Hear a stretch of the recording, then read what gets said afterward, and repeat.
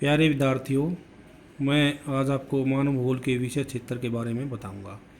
जैसे कल हमने पढ़ा है कि मानव भूगोल का अर्थ क्या है, उसकी प्रकृति क्या है। इसी तरह उसके बाद में हम पढ़ेंगे मानव भूगोल का विषय क्षेत्र। देखिए, मानव भूगोल का जो क्षेत्र है बड़ा विस्तृत है। भौगोलिक परिस्थितियों की पृष्ठभूमि में मानव के उद्यम इंटरप्राइजेज द्वारा निर्मित सांस्कृतिक दृश्य भूमि का अध्ययन ही मानव भूगोल की विषय वस्तु है। यानी कहने का मतलब है कि जो हमारी भौगोलिक परिस्थितियां हैं उसके अंदर मनुष्य जितने भी क्रियाकलाप करता है, जितना भी सांस्कृतिक वातावरण का निर्माण करता है, उस सभी का अध्ययन, उन सभी चीज़ों का अध्ययन, चाहे उसकी वो नहरें हों, बस्तियां हों, यानी कोई भी उसका क्रियाकलाप हो, उसका जो अध्ययन है वही क्या है, मानव भूगोल की विषय वस्तु है। क्योंकि भूगोल पृथ्वी का अध्ययन मनुष्य के आवास के रूप में करता है, इसलिए मनुष्य सदा से ही भौगोलिक अध्ययन का केंद्र बिंदु रहा है। यानी इसका जो फोकस है मानव भूगोल का, वो मनुष्य के अध्ययन पर केंद्रित है। अपनी बुद्धि के बल पर वह जैविक घटक का सर्वाधिक महत्वपूर्ण अंग है। क्योंकि सभी क्रियाकलाप क्या है, मनुष्य सभी क्रियाकलापों को प्रभावित करता है, सब कुछ उसके चारों तरफ क्या है, घूमता है। पर्यावरण मनुष्य के अस्तित्व और विकास को तो प्रभावित करता है, साथ ही बदले में मनुष्य भी विकसित तकनीकी और टेक्नोलॉजी के बल पर पर्यावरण में परिवर्तन लाता है। कहने का मतलब है कि मनुष्य अपनी टेक्नोलॉजी के दम पर हमारे वातावरण को लगातार बदल रहा है, लेकिन हमारा पर्यावरण भी मनुष्य को लगातार प्रभावित करता है। यानी कि ये कह सकते हैं मनुष्य के ऊपर हम उसका प्रभाव सभी स्थानों पर देख सकते हैं। उसकी खेतीबाड़ी में देख सकते हैं, उसकी बस्तियों में देख सकते हैं, उसके अन्य क्रियाकलाप है जो उस पर भी क्या हम देख सकते हैं। मनुष्य एक स्वतंत्र भौगोलिक कारक है, इस नाते वह भौतिक पर्यावरण के संसाधनों का उपयोग करते हुए प्रकृति पर छाप छोड़ता है। मानव भूगोल का विषय क्षेत्र अत्यंत विस्तृत है, जैसे मैंने आपको भी बताया है। इसमें वे सभी पदार्थ, कर्म और विचार शामिल किए जाते हैं जो प्रत्यक्ष या अप्रत्यक्ष रूप से मनुष्य व उसके पर्यावरण से जुड़े होते हैं। यानी मानव भूगोल में हम मनुष्य की सभी क्रियाकलापों का अध्ययन करते हैं, साथ साथ बहुत से पदार्थ, कर्म और विचार भी क्या है, इसमें शामिल किए जाते हैं। यानी बहुत सी, जैसे हम आगे पढ़ेंगे मानव भूगोल के अंदर, कि मनुष्य और प्रकृति के संबंधों की विचारधारा है, और भी बहुत चीज़ें इसके अंदर क्या है हम पढ़ेंगे। यानी पदार्थ, कर्म और विचार भी इसमें क्या है शामिल किए जाते हैं। समसामयिक समस्याएं हैं बहुत सारी, उसको भी क्या है मानव भूगोल में अध्ययन उसका किया जाता है। मानव भूगोल के विषय क्षेत्र के बारे में अनेक भूगोलवेताओं ने विचार प्रस्तुत किए हैं, लेकिन सलेबस के अकॉर्डिंग हम अगर बात करें तो इसमें अल्सवर्थ हंटिंगटन का मत यहाँ हम प्रस्तुत करेंगे, जो बहुत ही फेमस मानव भूगोलवेता रहे हैं, अल्सवर्थ हंटिंगटन। ये एक अमेरिकी भूगोलवेता थे, और इनके द्वारा प्रतिपादित मानव भूगोल का क्षेत्र सर्वाधिक विस्तृत और मान्य है।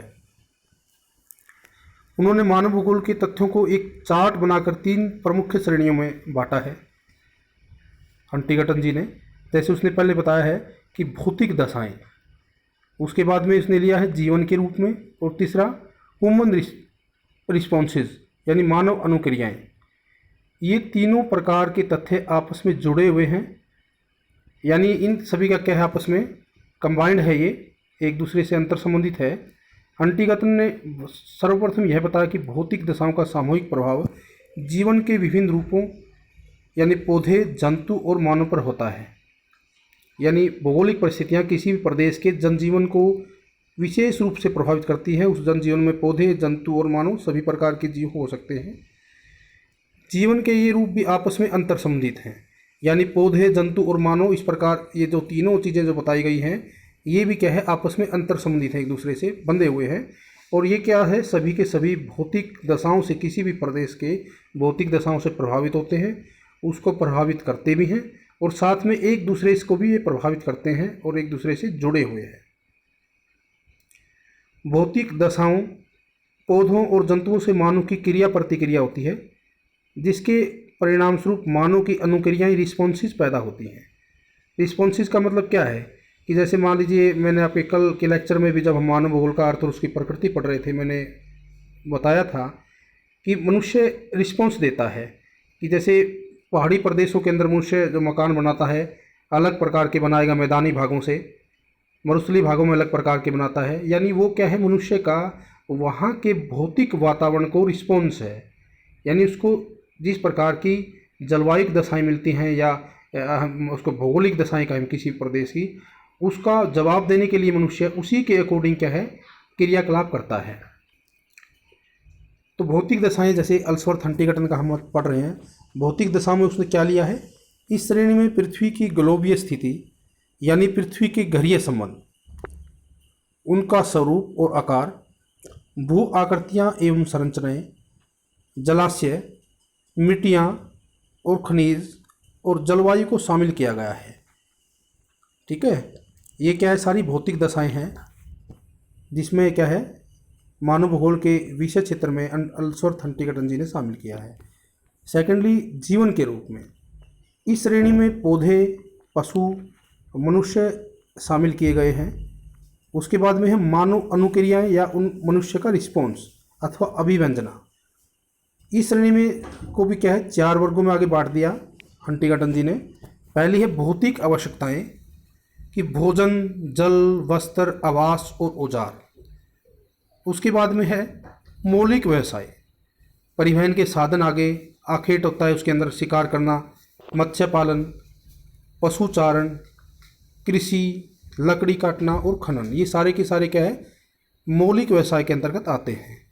उसके बाद में इफिशियंसी, कार्य कुशलता, इसके अंदर विनिर्माण, यानी विनिर्माण का मतलब क्या है उद्योग धंधे, वाणिज्य, स्वास्थ्य, सांस्कृतिक प्रेरणा और मनोरंजन, ये सारे के सारे क्या है कार्य कुशलता के अंतर्गत आते हैं।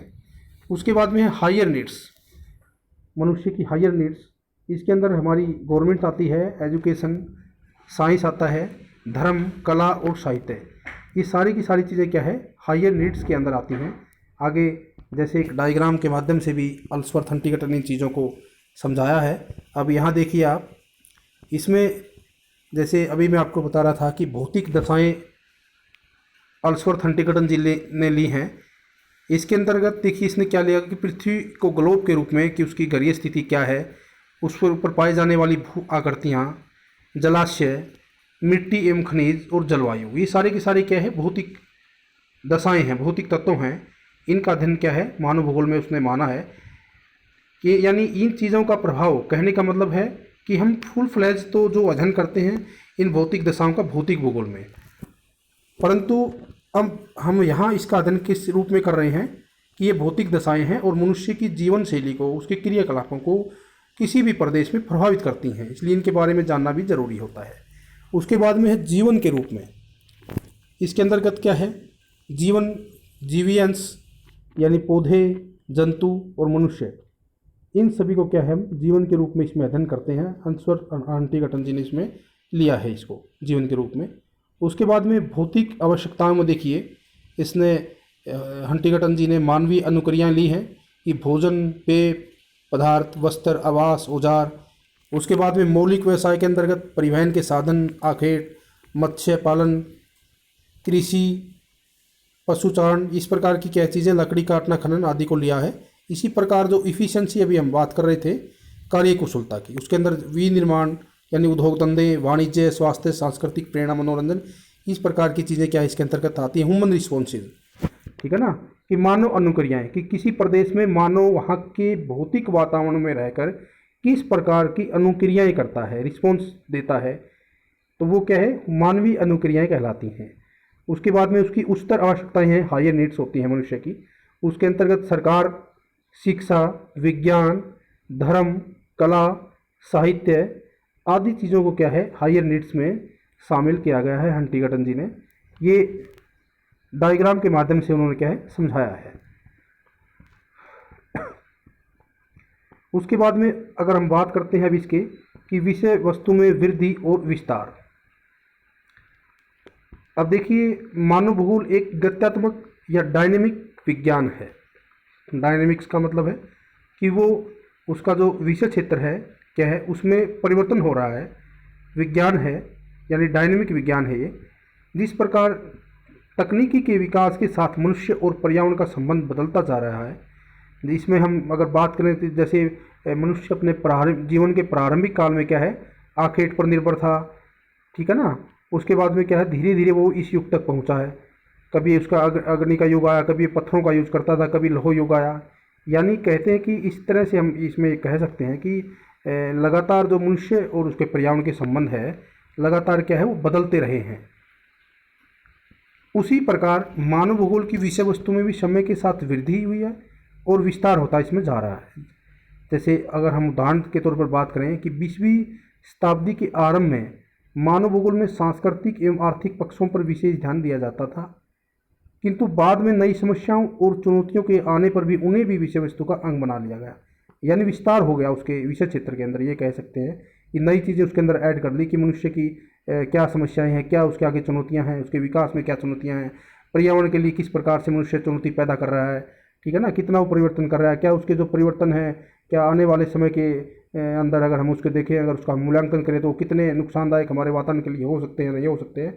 इस प्रकार की बहुत सारी चीज़ें जो समस्याएं और चुनौतियां हैं वो भी क्या है कि मानव भूगोल की विषय वस्तु में शामिल होती गई, यानी उसकी विषय क्षेत्र की वृद्धि और विस्तार होता गया। इसलिए मानव भूगोल के अध्ययन क्षेत्र में फॉरवर्ड अगोरमुख परिवर्तन होना स्वाभाविक है। वर्तमान में मानव भूगोल के अध्ययन क्षेत्र में जिन नए टॉपिक्स को शामिल किया गया है, यानी बहुत सारे नए नए टॉपिक इसमें अंदर क्या है, इसके अंदर शामिल हो गए हैं। जैसे पॉलिटिकल डायमेंशंस है, सामाजिक संबंधता, उसके बाद में है लिंग असमानता, जननीति। अब लिंग असमानता की अगर हम बात करें, इसका अर्थ क्या होता है कि जो लिंग असमानता है, जैसे हम भारत के अंदर क्या है इसको लेते हैं कि प्रति 1000 पुरुषों पर महिलाओं की जो संख्या के रूप में, तो इस यानी लिंग असमानता है कि सभी, अगर हम मानव भूगोल के अंदर क्या है वर्ल्ड लेवल पर इसमें अध्ययन करेंगे, अगर हम वर्ल्ड लेवल की बात करते हैं तो इस लिंग असमानता में असमानता क्या है हमें बिल्कुल विशेष तौर से नज़र आती है। इसी तरह जननीति है, पब्लिक पॉलिसी, नगरीकरण, नगरीकरण के अंदर भी बहुत सारी असमानताएं पाई जाती है। अगर हम वर्ल्ड लेवल पर बात करते हैं, नगरीय प्रणाली, यानी इस प्रकार की चीज़ें क्या है सारी की सारी ये आपकी ह्यूमन ज्योग्राफी में आती हैं। उसके बाद में स्वास्थ्य एवं सामाजिक सुविधाएं इत्यादि, यानी हेल्थ एंड सोशल वेलबींग, ये भी सारी की सारी क्या है मानव भूगोल की विषय क्षेत्र में इनको शामिल किया गया है। अध्ययन क्षेत्र में समसामयिक विषयों को भी शामिल करते हुए मानव भूगोल न केवल समन्वयकारी तथा अंतर विषयक गुणों से परिपूर्ण हुआ है, बल्कि इसके अध्ययन में कई नई विधियां भी जुड़ गई हैं। अब देखिए, अगर हम इसके अंदर बात करें, जैसे हम कल भी बात कर रहे थे कि मानव भूगोल में के अंदर मनुष्य क्या है, इसका केंद्र बिंदु है। यानी मनुष्य की जितनी भी क्रियाकलाप है, जितनी भी सांस्कृतिक पर्यावरण है, जो संबंधित प्रदेश के भौतिक वातावरण से प्रभावित हो रहा है, उसी सभी का अध्ययन क्या है मानव भूगोल में किया जाता है। तो अब हम मानव भूगोल की इसके अंदर क्या है कि देखिए दुनिया में बहुत सारी शाखाएं मानव भूगोल में शामिल हो गई हैं। जैसे हम किसी भी प्रदेश की जनसंख्या का अध्ययन करते हैं तो भी क्या है मानव भूगोल है, जनसंख्या भूगोल उसको हम बोल सकते हैं। औद्योगिक भूगोल है कि उद्योगों का वर्णन करता है, ठीक है। इसी प्रकार इसके अंदर रीजनल प्लानिंग है, पारदेशिक नियोजन इसको हम कह सकते हैं, ट्रांसपोर्ट ज्योग्राफी है, ये सारे क्या है इकोनॉमिक ज्योग्राफी का पार्ट है, ठीक है। इसी प्रकार और भी बहुत सारी शाखाएं हैं, जैसे सेटलमेंट ज्योग्राफी है, जो कि दुनिया के अंदर जो अधिवास हैं उनका अध्ययन करती है, सेटलमेंट ज्योग्राफी। इकोनॉमिक ज्योग्राफी है, जो मनुष्य के आर्थिक क्रियाकलापों का अध्ययन करती है। ये सारे के सारे क्या है मानव भूगोल की शाखाएं हैं, जिसका अध्ययन क्या है मानव भूगोल में हम करते हैं। यानी मानव भूगोल का विषय क्षेत्र क्या है अत्यंत विस्तृत है।